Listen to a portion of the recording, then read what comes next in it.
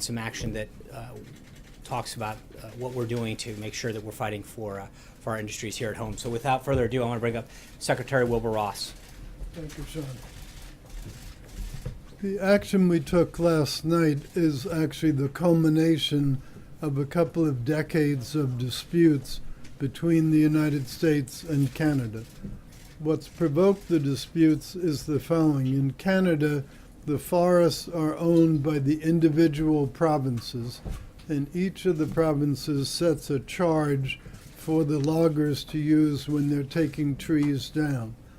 In the U.S., it's all open market, it's all market-based prices. So the provinces subsidize the cutting down of lumber, this technical term being stumpage, and then that lets them charge a subsidized low price when the product hits the U.S. border. We have determined preliminarily that those problems, while they vary from one province to another, in some cases are as high as roughly 25%, and on average are around 20%. So they're quite material items. So what we did, the preliminary decision that was put out yesterday imposes those countervailing duties on softwood lumber from Canada. Those duties will be collected starting today, and they will be collected on a retroactive basis going back 90 days, because it was 90 days ago that the Canadians were put on notice about this being an inappropriate process. What it amounts to is the following.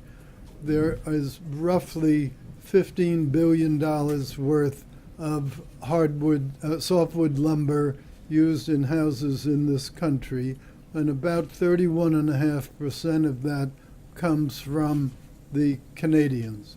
So that's roughly $5 billion a year. 20% tariff on that is essentially $1 billion a year. And the retrospective 90-day feature adds another $250 million to that on a one-time basis. Softwood lumber, as I say, is fundamentally used in single-family houses. We do not think that the price of lumber will go up by anything like the 20%, but there may be some small increase in the price of lumber for the house. So will housing prices be increased in the United States due to that action? Not necessarily, because you're talking such a small amount, and the biggest part of most home prices in any event is the land value, not the lumber value. Lumber is a pretty small percentage of the total cost of a house. Mr. Secretary, what provoked this? As you mentioned, this has been a long-running dispute, subject of conversations between the U.S. and Canadian government, the Bush administration and the Obama administration. Is this part of the milk dispute, and is this a lever or a bargaining chip with the Canadian government over that dispute that's going on as well? This investigation had been underway before anything came up about milk. And on a statutory basis, the last day we could have released the findings would have been today. So the only thing that we did do was accelerate it one day. But it's not related at all to the milk dispute. Do you see it as factoring in the Canadian judgments about how to respond or how to resolve some of these other trade disputes? Well, everything relates to everything else when you're trying to negotiate, so I can't say there's no impact. But what we had tried to do was to clear the air and get this dispute out of the way before the big NAFTA talks went on. That was not possible to achieve, and that's why we went ahead and released the findings. The Canadian government is an extremely close ally and neighbor. Are you comfortable with how this has worked out in terms of what it means for the overall relationship between our two countries? Well, they are a close ally, they're an important ally, they're generally a good neighbor. That doesn't mean they don't have to play by the rules. What do you mean by generally a good neighbor? Well, things like this I don't regard as being a good neighbor, dumping lumber. And there's a feeling in the dairy industry that they were a little bit abrupt in the action that they took the week before. The Canadian government says that those are unfair tariffs, and each time the case was brought to an international court, Canada won its case. What do you answer to this? I had nothing to do with the prior cases. I'm confident that this case is a good case. You know, put tariffs on dairy too? The problem with dairy isn't that they're dumping dairy products in the U.S. The problem is the reverse. They're prohibiting U.S. dairy producers from selling their products in Canada, and as a practical matter, and we're looking into whether there are measures we can do to try to correct that. Mr. Secretary, have you heard from anybody in the Canadian government, or has the Prime Minister reached out to President Trump to try to convince you to change your policy or change the approach or work with you in any way? Well, I haven't heard of anybody trying to ask us to change the approach. You've seen the public statements that the Canadians put out. As far as I know, that is their position. Mr. Secretary, I'm curious whether this softwood lumber dispute or the milk dispute points to the need to revisit, to renegotiate NAFTA sooner rather than later. Well, I think it does, because think about it, if NAFTA were functioning properly, you wouldn't be having these kinds of very prickly, very unfortunate developments back to back. So in that sense, it shows that NAFTA has not worked as well as it should. But milk's not covered by that. But milk's not covered by it. This particular milk dispute's not covered by that. That's one of the problems. Mr. Secretary, why not, in other words. why not try to resolve this in a not-so-public fashion? You're coming out into the briefing room, you're obviously trying to flex the muscles of this administration. What would you say to the layman out there who says, you know, why is President Trump messing with the Canadians now? It's not a question of President Trump messing with the Canadians. We believe the Canadians violated legitimate practice, and to the degree we're correct in that, it should be corrected, just like steel dumping from China or any other trade infraction. You're trying to make a point, publicly.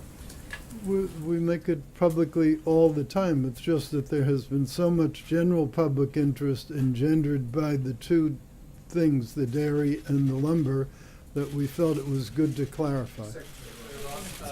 During the presidential campaign, people following then candidate Trump would have assumed his singular focus would be on Mexico in terms of trade. All of a sudden now we're hearing all these items related to Canada. Can you tell us why the focus seems to have shifted up north? Well, we had no way to know that the Canadian dairy people would take the action that they did, nor did we have any way to know that the lumber dispute wouldn't have been resolved by negotiation. We tried, it didn't work, and so we went ahead with the statutory proceeding. Is the administration contemplating additional trade action against Canada? I'm sorry. Sorry, is the administration contemplating additional trade actions against Canada at this point? As far as I know, there's nothing immediate contemplated.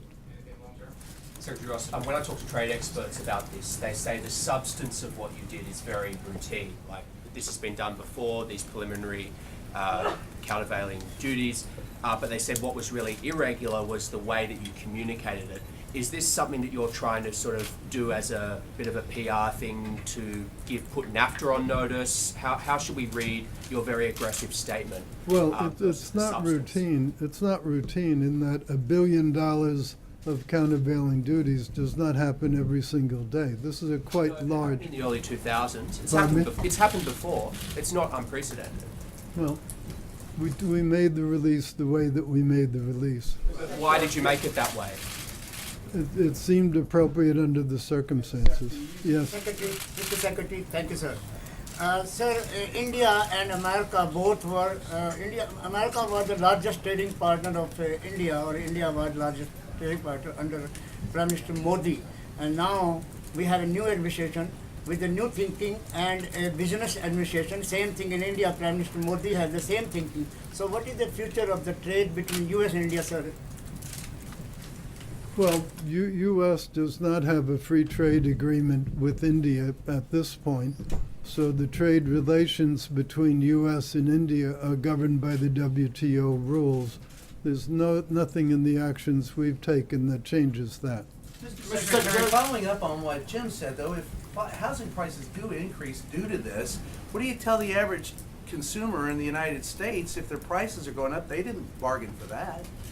Well, I don't know what they bargained for, but I'm sure what nobody in the United States bargained for was people dumping product. It's no different whether you dump steel or aluminum or cars or lumber or anything else. Nobody has. Use the term countervailing duty and anti-dumping interchangeably. They're two different things. Which is it, dumping or This is countervailing countervailing duties. Mr. Secretary, do you have a specific timeline for when the president is going to announce his intention to renegotiate NAFTA, and could this move actually complicate his efforts to get a good deal? Well, we put the Congress on notice quite a few weeks ago of our intention to renegotiate NAFTA. What's been stalled is getting the Trade Promotion Authority, the so-called Fast Track Authority, approved by the Congress. Now, with Bob Lighthizer having been confirmed out of the committee today and hopefully coming to the Senate for a full vote very shortly, that should cure one of the objections that some of the senators had.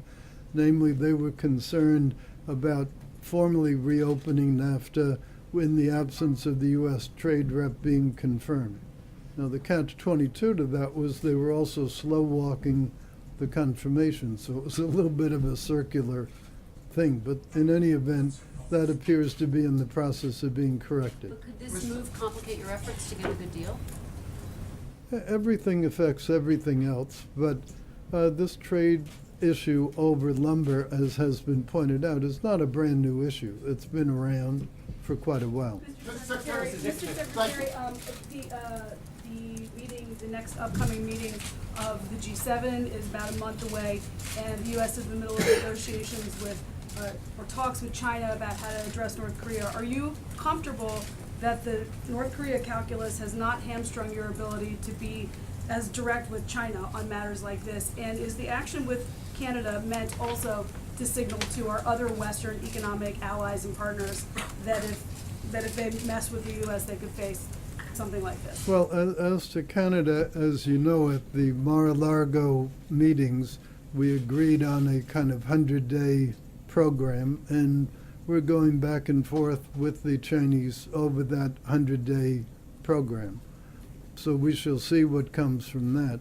As to the action with lumber, or for that matter with dairy with Canada, it really has no bearing on the Chinese relationship at all. Thank you. It seems to me that the object of the 25% tariff on soft lumber coming out of Canada is not to raise wood prices, it's to save and create American forestry jobs and loggers who are losing their jobs right now as a result of the dumping. Has the administration done a study? Do you know how many American jobs are going to be saved by this tariff? Well, it's quite a lot of board feet of lumber. Lumber sells for about 38 cents per foot.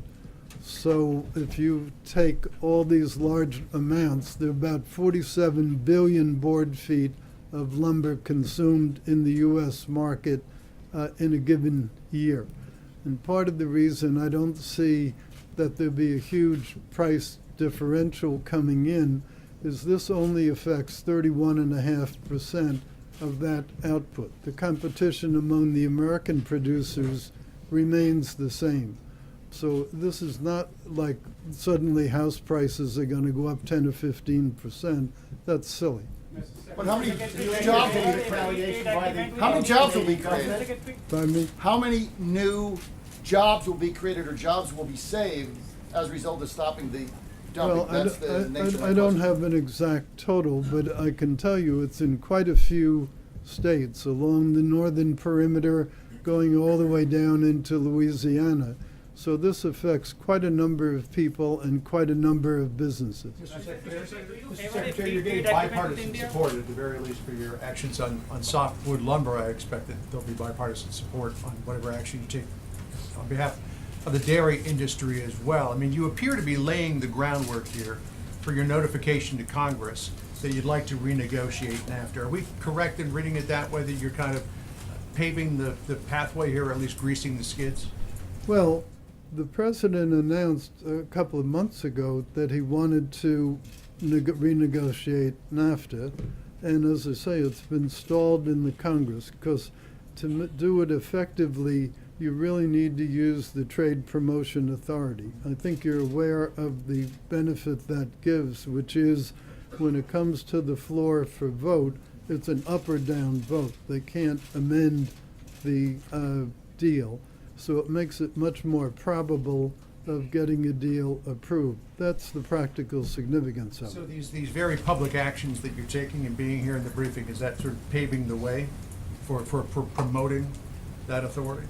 Well, we hope to get as soon as possible the Trade Promotion Authority granted. Only Congress can do that.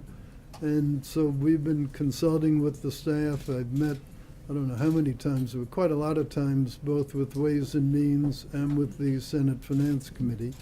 And we hope that with the Lighthizer confirmation, that will remove that impediment. Mr. Secretary, do you favor a free trade agreement with India? Follow-up to Goel's I'm sorry, couldn't Do hear. you favor a free trade agreement with India? As you said earlier, it doesn't exist between the two countries right now. Do you favor a free trade agreement with India? Oh, any pending trade events with India? Is that the question? Free trade. I don't believe that there have been any serious discussions with India of late on the topic of a free trade agreement. But there's no inherent negative attitude on our part relating that.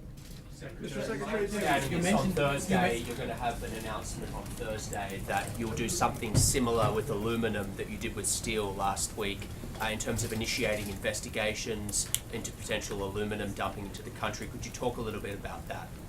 Well, I think the right time to talk about executive orders is once they've been issued. Mr. Secretary, this is a high-profile action, even if there's a precedent for similar action in the past. Is there a risk that this could provoke retaliation on the part of the Canadians, and we could see a trade war between the United States and Canada? Well, I know that would be a stimulatory thing for all your readership, but we don't think that's going to happen. So this is isolated. This is dairy and softwood and.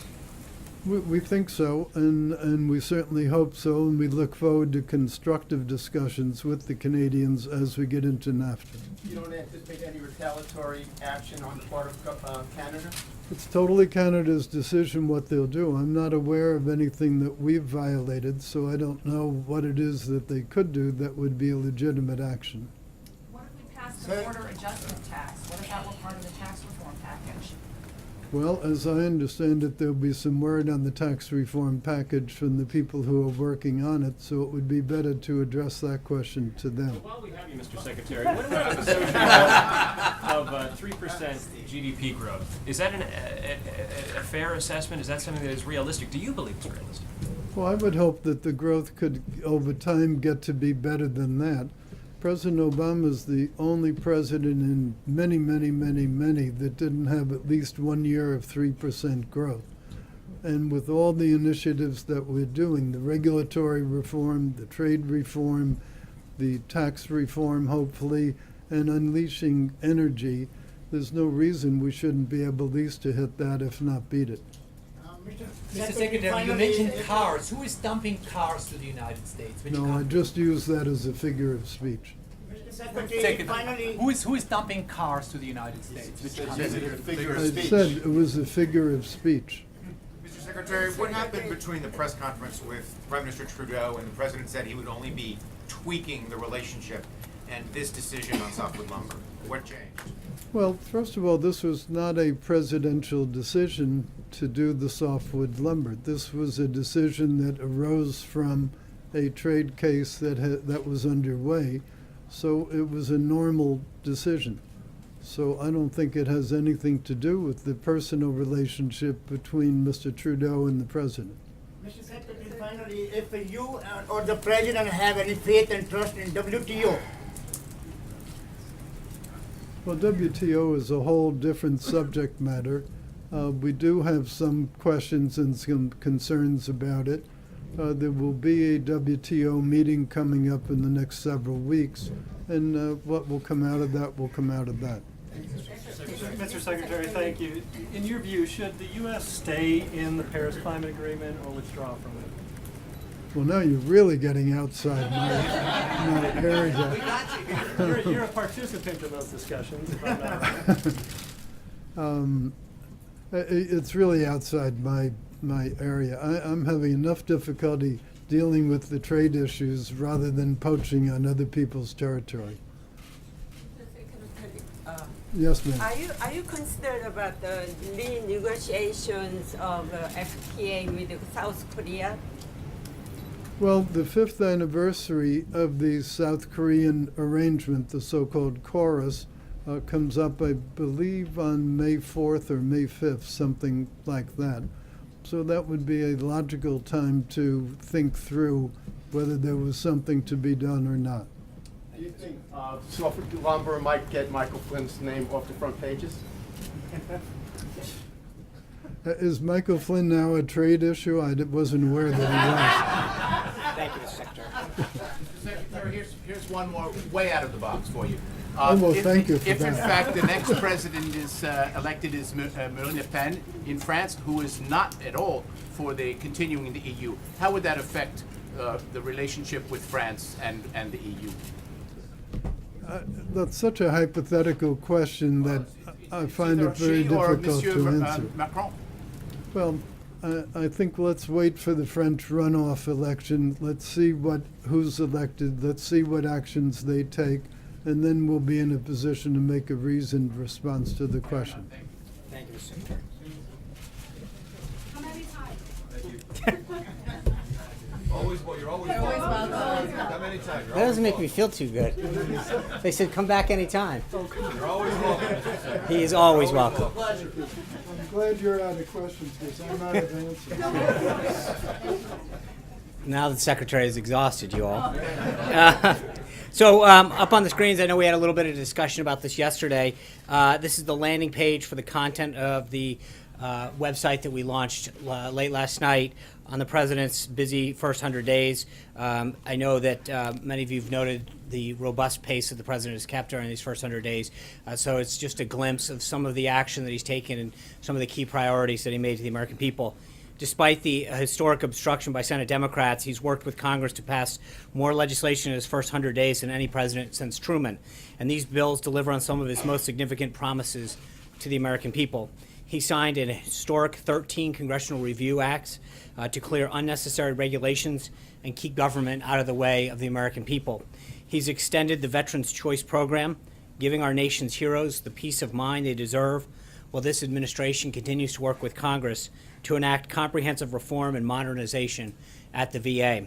He's refocused NASA's mission to dream big for American space exploration again, and promoted programs dedicated to encouraging women to pursue careers in STEM fields. All told, he has signed 28 pieces of legislation. And it's not just through legislation that the president has made serious progress on his top priorities. The president promised to enforce our nation's borders. His Attorney General, Homeland Security, and their staffs have been working around the clock to fulfill that promise. He has directed a halt of federal funding to jurisdictions that do not comply with federal immigration laws. He has ordered the hiring of 10,000 immigration and customs enforcement officers and agents and 5,000 Custom and Border Patrol agents. And it's working. Illegal alien border crossings have plummeted more than 61% since January of this year. The world is responding to the leadership that the president is bringing to Washington.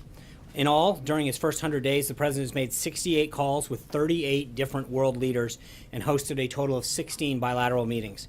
The president has rebuilt America's standing in the world, and these meetings and calls have led to real action. NATO's Secretary General was here a few weeks ago, and he directly credited the president for his tough talk that was fair but tough as a candidate and now as a president for helping to put pressure on the counties and on the countries that are not contributing their fair share to the alliance. Just last week, Aya Higazi finally came home after the president personally addressed her situation with President al-Sisi. And China continues to take positive steps both at the UN and in other arenas to help us combat the threat posed by North Korea. The president has also turned his words into action here at home. For too many years, the hardworking men and women of this country were poorly served and with a government that wasn't working for them, but itself in special interests. As the president said during his inaugural speech, those forgotten men and women are not going to be forgotten by a Trump administration. From the moment he took office, the president has been taking action and putting America back to work by putting the people back into the government, unleashing the American economy by slashing overly burdensome and unnecessary federal regulations, welcoming union representatives, top business leaders, and small business owners into the White House to personally hear directly from them about the policies that prevent them from creating and maintaining well-paying jobs. He's reinvigorating our domestic energy sector, reviving private infrastructure investment that helps us become more energy independent. And today, he's signing an executive order setting up a task force that will produce a 180-day review of the regulations, policy, and legislation that unnecessarily hinders economic growth in the agriculture sector. That task force will be led by our newly sworn-in Secretary of Agriculture, former Governor Sonny Perdue.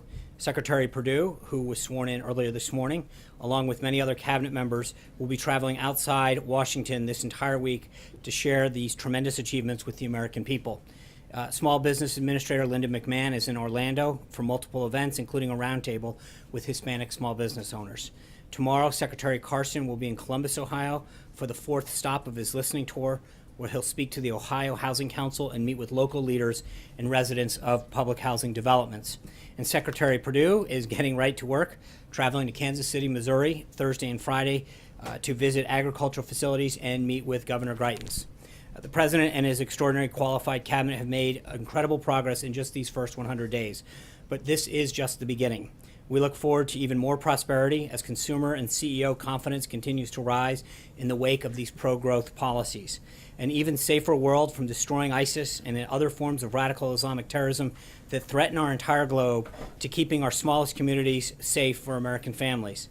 And a government that serves the people, not the special interest or personal political alliances. Finally, before I take your questions, I just want to proudly announce that on May 4th, the President will speak aboard the USS Intrepid in New York City to commemorate the 75th anniversary of the Battle of Coral Sea, a major naval battle during World War II in which the United States joined with Australia to halt the advance of enemy forces. That same day at the museum, the President will hold a bilateral meeting with Prime Minister Malcolm Turnbull of Australia. The President looks forward to meeting the Prime Minister and to showcasing the enduring bonds, deep friendship, and close alliance the United States has with Australia. And with that, let's go. John Roberts. Sean, does the White House believe that Lieutenant General Michael Flynn broke any laws in filling out his standard Form 86 disclosure? And furthermore, why is the White House apparently stonewalling the Committee on Oversight and Government Reform on its request for some of the documents that should be in the White House's possession on Mr. Flynn? I will correct you on that. The committee sent a form letter to several agencies, including the White House, asking to find those documents. The documents in question, the Department of Defense possessed and sent over to him.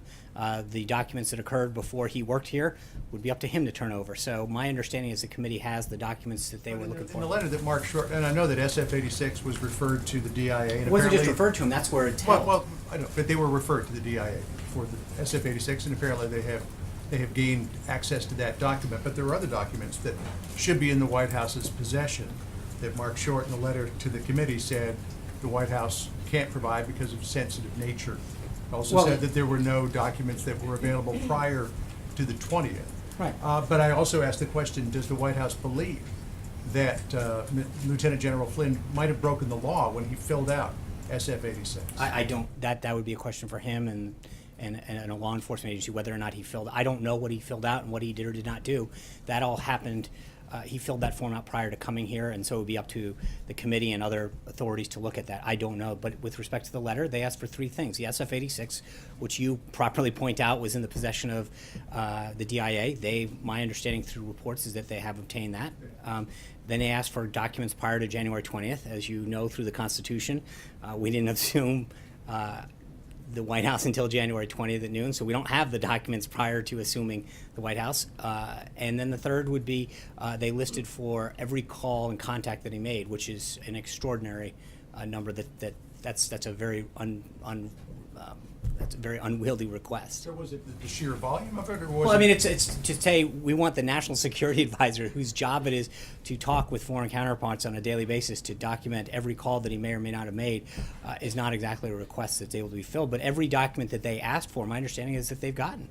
Sean, is it your position that during the transition, the Trump transition has no custodial possession of any of these documents? Well, I would, again, that, but that's- that that Flynn filled out as part of the process to become the president's national security advisor.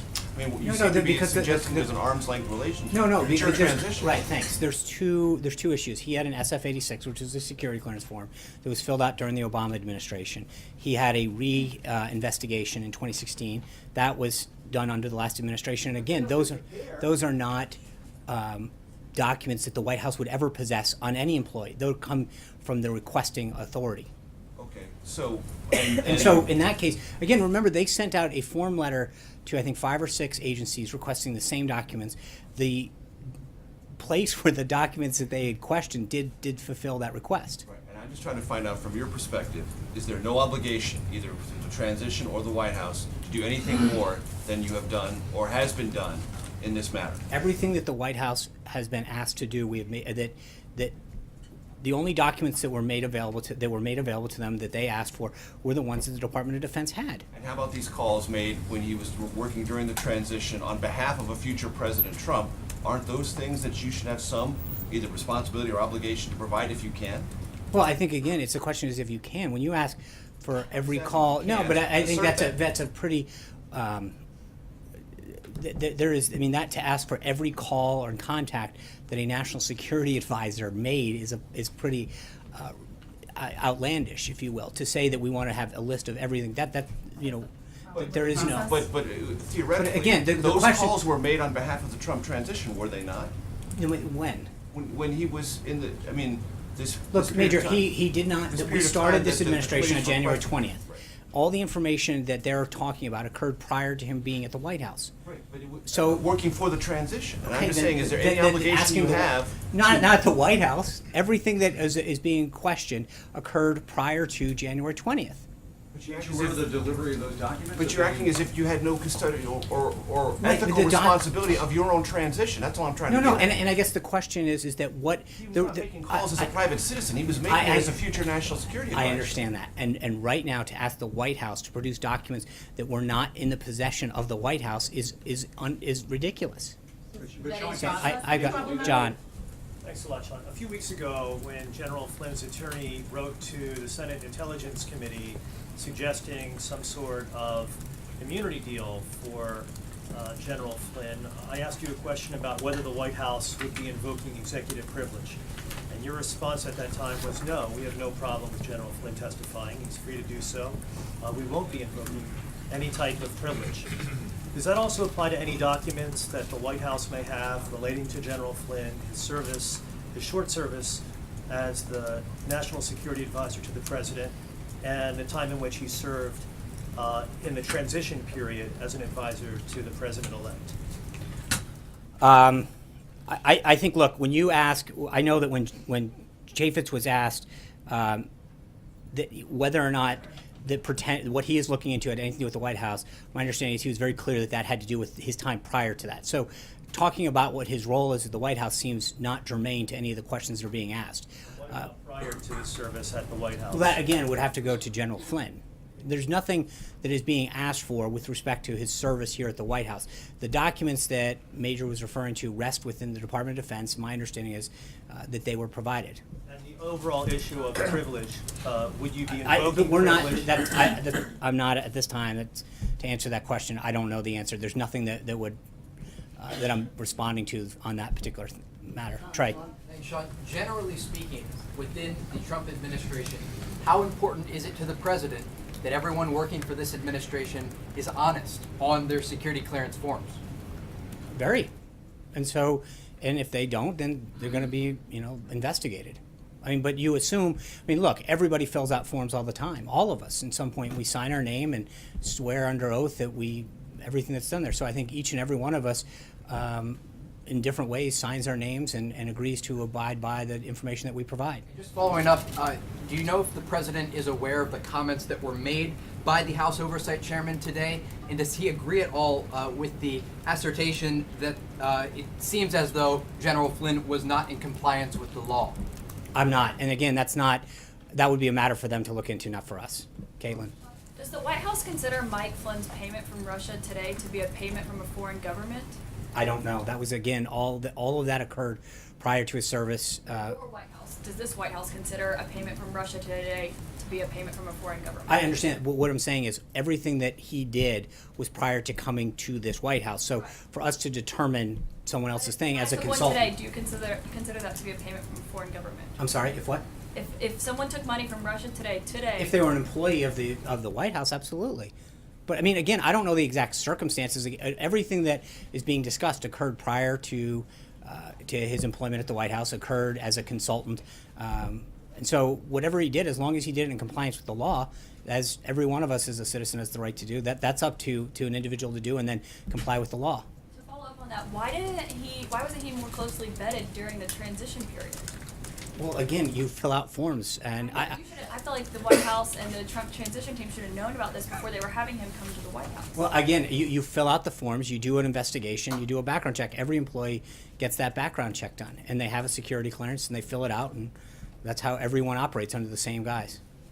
I have two questions, but I want to follow up on that. So you're saying that it's a problem with the process of vetting, the vetting process, and not No, that I'm just saying your- that, I'm not saying it's a process of vetting. I'm saying that every single person who comes to work in here at a certain level is required to fill out the same form, an SF-86, and that background check is adjudicated.